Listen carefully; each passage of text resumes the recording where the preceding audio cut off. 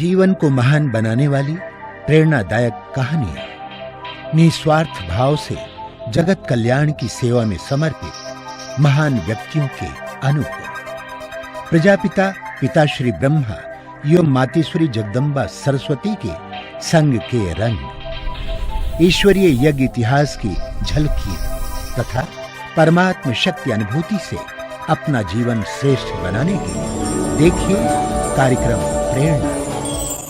दीपक देता है रोशनी फैलाने की प्रेरणा, फलदायी वृक्ष देता है देने की प्रेरणा, मधुबन देता है महकते रहने की प्रेरणा, महान व्यक्ति देते हैं जीवन जीने की प्रेरणा। आओ प्रेरणा से दें हम सभी को प्रेरणा।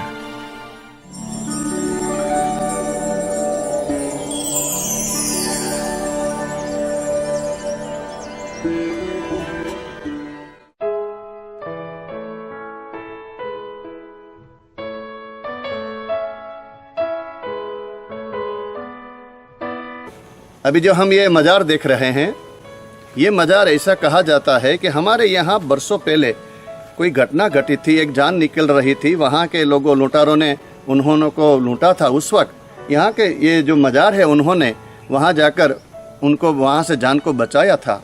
और तब से ये हिंदू और मुस्लिम एकता का प्रतीक है। किसी पशु में कोई महामारी होती है, बैल पशु वगैरह दूध देने वाले पशु में, तो यहाँ की आस्था और श्रद्धा रखते हैं, तो ऐसा कहा जाता है कि कोई महामारी उनको नहीं लगती। ये बहुत पुराना मंदिर है। वैसे तो सुरेंद्रनगर के पास राज सीतापुर गांव में ये मंदिर ऐसे ही था, सेवा नहीं होती थी। यहाँ के सामाजिक कार्यकर रतु भाई ने ये मंदिर यहाँ के शिल्पों को लेकर उनका नंबर देके मंदिर को खोला, फिर यहाँ आके पूरे मंदिर को जोड़ा। और ये मंदिर में जो भगवान की मूर्ति स्थापित की, यहाँ क्षय रोग का निवारण होता था, इसीलिए उनका नाम अक्षयनाथ रखा। और ये मंदिर हमारे यहाँ के ये प्रसिद्ध मंदिर है। हम जहाँ अभी खड़े हैं, ये जगह, यहाँ अक्षय गढ़ के रचनात्मक कार्यकर और आरजे हुकूमत के लीडर नेता रतु भाई अदानी का यहाँ स्थान है, समाधि स्थल है। रतु भाई अदानी ने ये पूरे क्षय निवारण के माध्यम से यहाँ ये कार्य किया था। और क्षय निवारण के साथ साथ लोगों को सुखाकारी हो, अच्छा सेहत मिले, इसीलिए रतु भाई ने पूरा अपना जीवन यहाँ पर समर्पित किया, लोगों को खादी का ज्ञान दिया।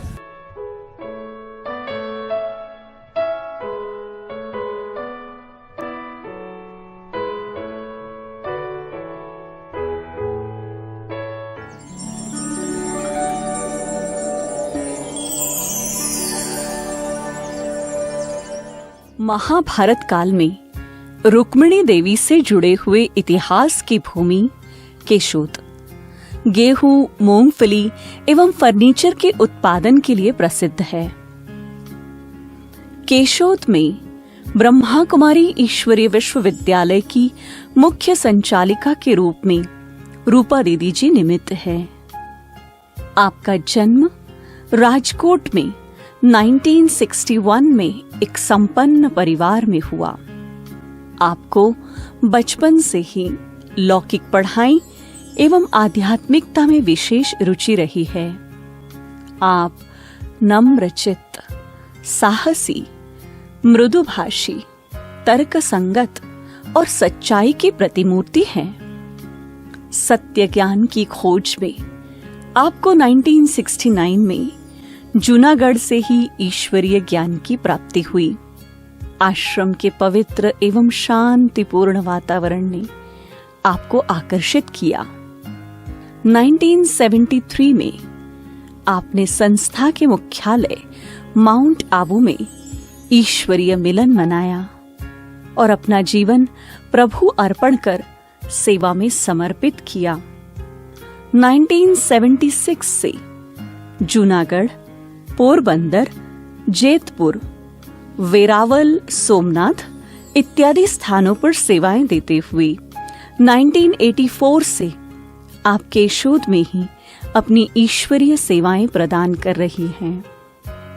जन जन को ईश्वरीय संदेश देते हुए अलविदा तनाव, महिला सशक्तिकरण, शिक्षक सम्मेलन, शांति यात्रा, रक्तदान शिविर, खुशनुमा जीवन इत्यादि कार्यक्रमों का आपने सफल आयोजन किया। वर्तमान समय आपके द्वारा 5 सेवा केंद्र, 50 गीता पाठशालाओं में 14 शिव शक्ति टीचर बहनों के साथ 700 से भी अधिक विद्यार्थी ईश्वरीय पालना प्राप्त कर रहे हैं।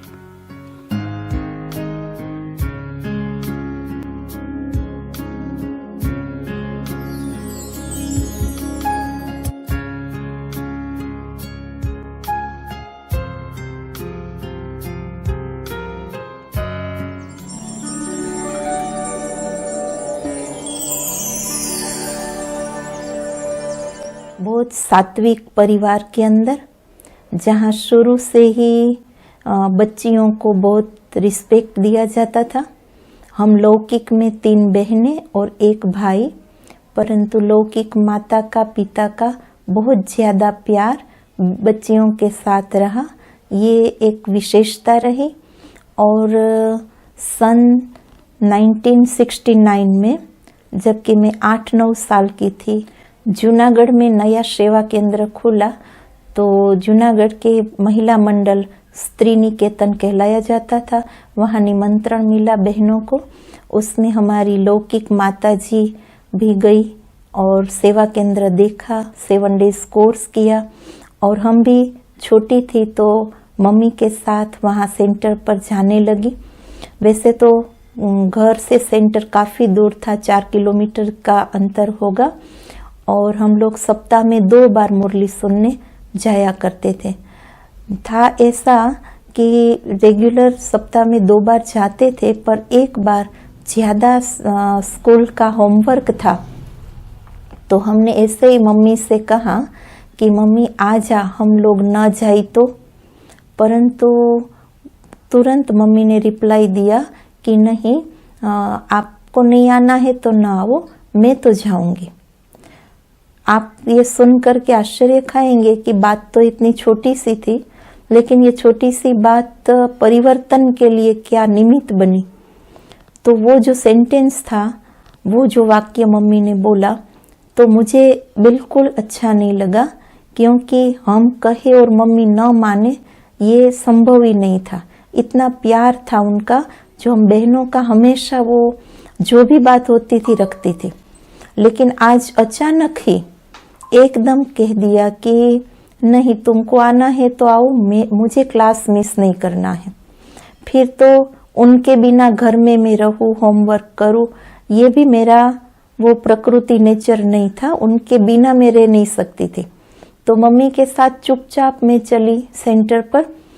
और क्या कमाल की बात हुई, परमात्मा के उस दिन महावाक्य रहे, जिसको ब्रह्मा कुमारी सेंटर में हम लोग अव्यक्त मुरली कहते हैं। वो बहुत डीप और गहन महावाक्य होते हैं परमात्मा के। तो वो महावाक्य हमने सुने, जिस महावाक्य में परमात्मा ने बोला कि मेरे 3 प्रकार के बच्चे हैं, एक सफलता के सितारे, दूसरे लकी सितारे और तीसरे हैं उम्मीदवार सितारे। और बस वो मुरली इतना दिल और दिमाग को छू गई। मैं सुनती रही और शाम को ही हम लोग क्लास में जाते थे। तो वो क्लास पूरा होने के बाद थोड़े ही भाई बहन होते थे। क्लास के बाद बहनों ने पूछा कि रूपा तुम क्या बनोगी? ऐसे ही लाइट रूप से पूछा था, क्योंकि हमारी पढ़ाई भी चल रही थी और वैसे भी बचपन था। तो वो मुरली की जो धुन लगी थी, मुरली की जो लगन लग गई, तो मैंने ऐसे ही बोला कि मैं तो सफलता का सितारा बनूंगी। तो बहनें हंसने लगी। पर क्या है कि मुरली, अव्यक्त मुरली क्या है, व्यक्त मुरली, डीप वो महावाक्य परमात्मा का क्या है, वो उस समय इतना गहराई तो मालूम नहीं थी। लेकिन वो मुरली मेरे जीवन के लिए एक बहुत बड़ी बात रही। जीवन का पूरा मोड़, जीवन का एक निर्णय, जीवन का एक फैसला उसी दिन हो गया। वो घड़ी और आज का दिन कभी हमने पीछे मुड़कर देखा नहीं। मेरा शुरू से पढ़ाई के टाइम भी लक्ष्य रहता था कि हमेशा मुझे नंबर 1 में ही रहना है। और ये ईश्वरीय पढ़ाई में बाबा ने इतनी अच्छी वाणी चलाई, तो वो परमात्मा वाणी सुन करके मुझे ये निश्चय और नशा चढ़ गया कि अब मुझे सफलता का सितारा बन करके ही परमात्मा को दिखाना है, परमात्मा की आश को मुझे पूर्ण करना है। तो पहली बार जब मैं मधुबन गई, जो हमारा इंटरनेशनल हेडक्वार्टर है माउंट आबू, और वहाँ पर दादी प्रकाशमणि और बड़ी दीदी मनमोहिनी जी से मिलना हुआ। वो उनका प्यार, वो उनकी रूहानी दृष्टि, केवल दृष्टि मिलने मात्र से ही आत्मा को एक बहुत बड़ी खुशी का एहसास होता रहा, बहुत बड़ा प्यार भी, और कभी भी समझो न देखा न जाना, ऐसा एक अलौकिक संसार में ही जैसे हम खो गए। दादी दादी गाए दिल, दादी दादी गाए दिल, ये हमारा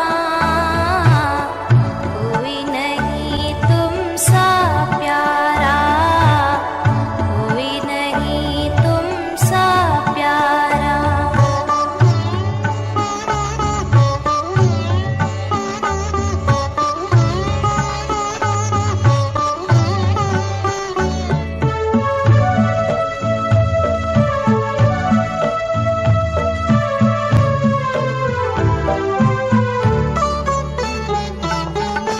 कितनी भोली है निराली माँ तेरी सूरत, सबसे अनोखी तेरी अदा है और तेरी मूरत।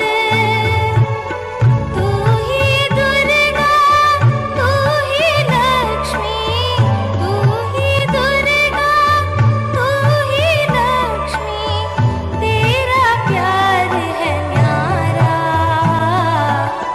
कोई नहीं तुम सा प्यारा, कोई नहीं तुम सा प्यारा। माउंट आबू पर एक विशेष कार्य के लिए हम गए थे, और वो था स्वयं परमात्मा इस धरती पर अपने बच्चों से मिलने आते हैं। ये एक ही बात मेरे लिए बहुत बड़ा आकर्षण का केंद्र रही, और वो इंतज़ार मेरा रहा कि कब हमें बाबा मिलेंगे। बाबा यहाँ परमात्मा पिता को कहा जाता है, कोई भी देहधारी मनुष्य को नहीं, तो स्वयं परम पिता परमात्मा जो साकार माध्यम द्वारा आकर के अपनी दिव्य वाणी सुनाते हैं, जिस वाणी के शब्दों ने मेरा जीवन ही सारा मोड़ दिया, तो वो सुनने के लिए मैं बहुत तत्पर थी। और वो दिन भी आ गया, बरोबर ये 73 का जनवरी का मास ही था, 18 जनवरी का दिन था। बाबा आए, महावाक्य उच्चारण किया, और वही एक दिन था जो हम शाम को 6 बजे बैठे थे, रात को 12 बजे तक लगातार एक ही स्थान पर एक टिक होकर बस परमात्मा की वाणी सुनते रहे और उस प्यार में मग्न हो गए। इतना जैसे गोपियों का गोपी वल्लभ के साथ था। वो आत्मा परमात्मा के प्यार में, वो याद में इतना मग्नता का अनुभव हुआ। जब पर्सनल मुलाकात हो रही थी, ये जो मिलना हुआ वो पांडव भवन के मेडिटेशन हॉल में था। करीब 500 भाई बहन तो होंगे शायद, लेकिन मुझे तो एहसास ऐसे ही होता था कि केवल मेडिटेशन हॉल में मैं और मेरा बाबा, बस 2 ही है। पर्सनल मुलाकात के टाइम पर परमात्मा पिता ने जो वरदानी बोल उच्चारण किए, कहा कि क्या तुम समझती हो, हर कदम में तुम्हारे पद्मों की कमाई समाई हुई है। कदम कदम में पद्म का अनुभव तो कर रही हो ना। तो मैं तो थोड़ा सोच में पड़ गई, बाबा क्या कह रहे हैं। फिर आगे एक और महावाक्य उच्चारण किया, बोला कि बाप समान बनी हो ना, तो इतनी छोटी आयु, फिर ज्ञान भी नया नया, और एकदम बाबा ने कहा बाप समान बनी हो, उड़ती कला में उड़ रही हो। ऐसे ऐसे 2-3 जो बाबा ने वरदानी बोल बोले, तो मैं सुनती ही रही। हाँ कहो तो कैसे हाँ कहूँ, ना कहूँ ये तो फिर बाबा का वरदान में मिस करूँ, इसलिए ना भी नहीं कह सकती थी। फिर बाबा ने बोला बाप समान बनना ही है, इसी दृढ़ संकल्प से सफलता को पाती रहोगी। और बस जैसे बाबा ने उसी दिन फिर से हमें ठप्पा लगा दिया, और वो बाबा के वरदानी बोल आज भी मुझे इतना ही याद है जैसे बिल्कुल सामने सामने में देख रही हूँ। ये प्रभु मिलन का नजारा कितना सुंदर है, ये प्रभु मिलन का नजारा कितना सुंदर है। प्रभु प्यार का फैला हुआ चारों ओर समंदर है, ये प्रभु मिलन का नजारा, ये प्रभु मिलन का नजारा कितना सुंदर है। प्रभु प्यार का फैला हुआ चारों ओर समंदर है, ये प्रभु मिलन का नजारा, ये प्रभु मिलन का नजारा। नव जीवन है मिलता प्रभु प्यार की किरणों से, नव जीवन है मिलता प्रभु प्यार की किरणों से। प्यास बुझे मन की, प्यास बुझे मन की प्रभु याद के झरनों से, ये महामिलन का मेला। मधुबन का अनुभव तो जितना कहे उतना कम है, क्योंकि उस समय तो बात ही अलग थी। बहुत सारी दादियों से हमारा मिलना करना होता रहा। स्पेशल दादी प्रकाशमणि और बड़ी दीदी का तो बहुत ही अच्छा सा वरदान मिला। बड़ी दीदी ने हमें, हम लोग विदाई ले रहे थे तो बोला देखो तुम्हारी आंखें है ना वो कमल की पंख जैसी है। मतलब हमेशा दादियों का जो कहना होता है उसके पीछे कोई ना कोई रूहानी भाव होता है। वो उस समय भी मैंने महसूस किया, आज भी करती हूँ। तो जैसे कि दादी ने वो वरदान दिया कि हमेशा आत्मिक दृष्टि, रूहानी दृष्टि से देखना है, हर आत्मा के प्रति शुभ भावना और शुभ कामना रखनी है। मैं सच में कहूँ कि वो वरदान से ही जैसे वो नेचर बन गया, तो आज भी वो हमें अपने जीवन में बहुत काम में आता है। वैसे ही मुझे एक बात याद आ रही है, सन 1984 में जब केशोद सेवा केंद्र शुरू हुआ और हम यहाँ रह रहे थे, दादी प्रकाशमणि जी का आना हुआ, तो दादी ने उस समय केशोद शब्द सुनते ही बोला केशोद को केशव बनाना है। दूसरा दादी ने कहा था कि केशवपुरी माना कृष्णपुरी, कहा छोटे को बड़ा बनाना है। तो मैं समझती हूँ दादी जी के जो वरदानी बोल थे, उन बोल ने, वरदानों ने यहाँ भी बहुत अच्छी सेवा कराई।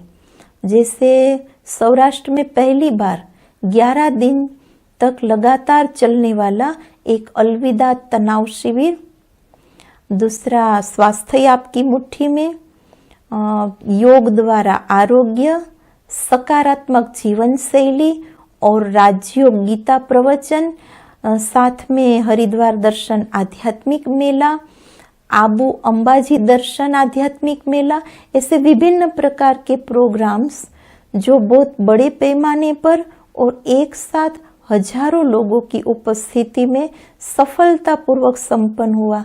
तो मुझे अभी भी लगता है कि दादी जी के वरदानी बोल ने काम किया है।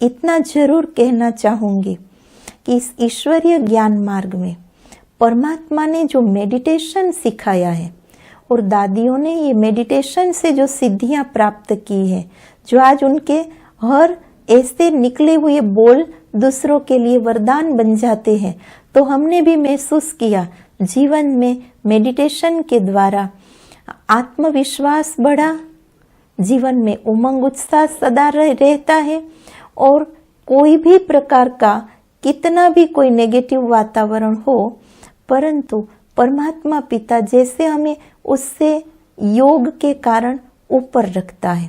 असंभव बातें संभव हो जाती हैं। अगर वो कहानी कहो तो दिन रात बीत जाए। रियली योग क्या नहीं कर सकता है, पर ये जो मेडिटेशन है, राजयोग मेडिटेशन, स्वयं परमात्मा जो सिखा रहा है, ब्रह्म मुहूर्त के टाइम पर भी, दिन में भी, कभी भी हम करें, डायरेक्ट परमात्मा से हम बात करते हैं। परमात्मा को याद करना माना उनसे हमारा कनेक्शन होता है। दिल की बात हम उनसे करते हैं, वो हमें उनका रिप्लाई करते हैं। और हमने देखा है कोई भी बात जीवन में आई, वो योग द्वारा बहुत सहज रूप से पार हो गई। और इसके कारण यहाँ संगठित रूप में भी हम हर साल शुरू से ही 108 घंटे की योग भट्टी मातेश्वरी जगदम्बा के अव्यक्त मास में यानी जून मास में हमेशा रखते रहे। लेकिन अभी 3 साल से, जब से ये विश्व योग दिवस यूएनओ के तरफ से अनाउंस हुआ, तब से तो हमने 2 साल से तो ये प्रयोग किया है, लगातार 108 दिन, जिसमें डे नाइट हर एक भाई बहन 2-2 घंटा योग के लिए देते हैं। और पूरा ही एटमॉस्फेयर जो है वो योग का एक शांति का चुंबक बन जाता है। और सभी आने वाले जो भाई बहन हैं वो भी एक अलौकिक अनुभव करते हैं। तो मुझे लगता है, अपने अनुभव से तो मैं इतना कह सकती हूँ कि आप अवश्य मेडिटेशन को सीखें। हर आत्मा का हक है उस सुप्रीम पावर से सारी शक्तियाँ, सारे गुण लेकर के स्वयं के जीवन को सुख शांति से संपन्न करना, खुशहाल बनाना, कलयुगी जीवन के अंदर रहते हुए कमल फूल समान जीवन मेडिटेशन और योग द्वारा बन सकता है। भक्ति में तो मैंने बहुत सुना था कि प्रभु की लीला होती है, वो तो लीला देखने वाले, अनुभव करने वाले जाने। लेकिन सचमुच मैं कह सकती हूँ कि प्रभु की लीला को मैंने प्रैक्टिकल देखा है। प्रभु लीला में हम पल रहे हैं।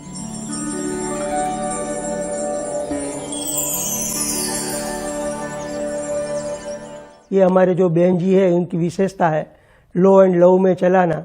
उससे मुझे बहुत फायदा हुआ है। तो यहाँ का रूहानी प्यार, परिवार का रूहानी प्यार पाकर मैं बहुत मेरी जिंदगी में खुशी आ गई है। दीदी की महिमा तो जितनी की जाए उतनी कम है, क्योंकि सागर के बच्चे की विशालता तो अमाप है। मम्मा की ममता और ब्रह्मा बाप का प्यार हम सभी ब्रह्मा वत्सों ने दीदी से पाया है, बेमिसाल।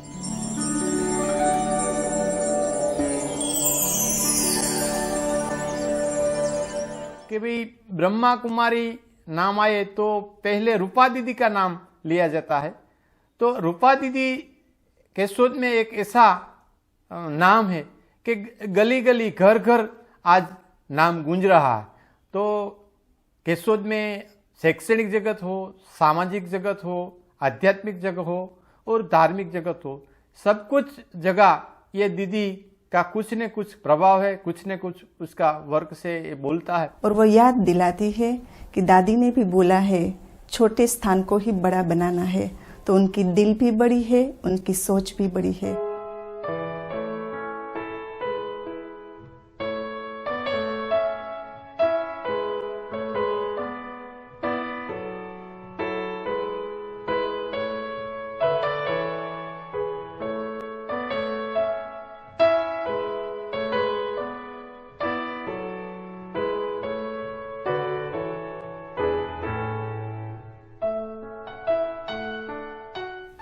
और सभी लोग ये ब्रह्मा कुमारी में जो आते हैं वो कितने भी व्यसन वाले होते हैं, कितने भी वे मानसिक तनाव से होते हैं, वो सभी एकदम अच्छी तरह से बाद में यहाँ रहने के बाद उसको चेंज आता है। उसमें दीदी का भी बहुत बड़ा उसमें योग रहा है। दीदी ने खूब शारीरिक बहुत मानसिक रीत को यहाँ बहुत काम किया केशोद में। सभी प्रजा जो भी आता है उसको अपनी बहन की तरह और भाई की तरह संभालती है। सभी को अच्छी जीवन जरूरियात जो भी वस्तु होती है उसकी प्रेरणा देती है और जीवन कैसे जिया जाता है उसका उपदेश यहाँ से मिलता है कि वो सदा कोई भी किसी में कोई भी कमी कमजोरी देखते हैं तो उनको अच्छी तरह से समझाकर उनका वो परिवर्तन कर देती है। और बाबा में अटूट निश्चय है। वो निश्चय के आधार से कोई कैसा भी मुश्किल कार्य हो, अपने जीवन में कोई कैसी छोटी बड़ी परिस्थिति या समस्या आती है तो उनका सॉल्यूशन वो योग से ही निकालती है।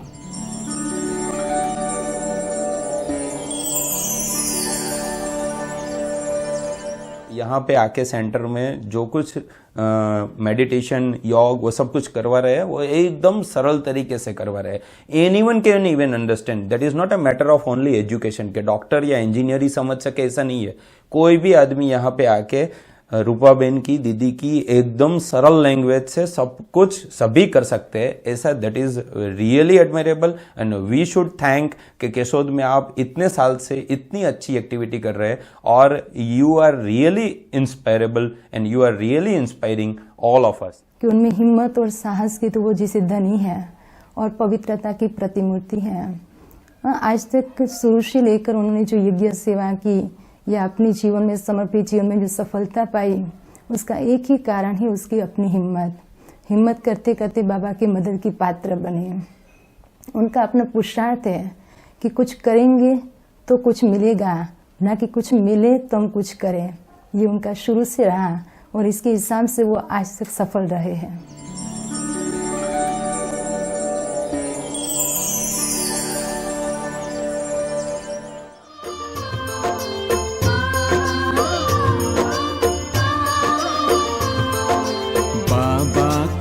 जी एक बार दिल से बाबा कहो जी हर बार। बाबा करते सदा ही प्यार तन मन की धड़कन में। बाबा कहो जी एक बार, मेरा बाबा कहो जी हर बार।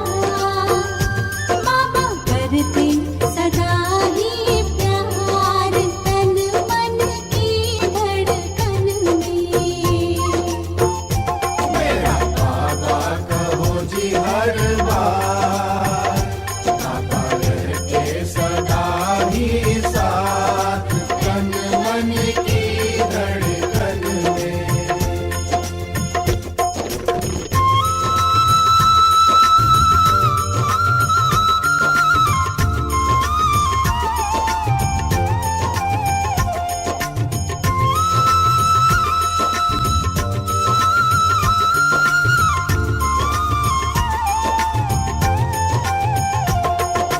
सोमवार को सोमनाथ जी सोम अमृत पिलावे, पिलावे जी पिलावे, पिलावे जी पिलावे। ओ मंगलवार को मंगलकारी भोले गीत गावे, भोले गीत गावे, हाँ जी भोले गीत गावे। बुधवार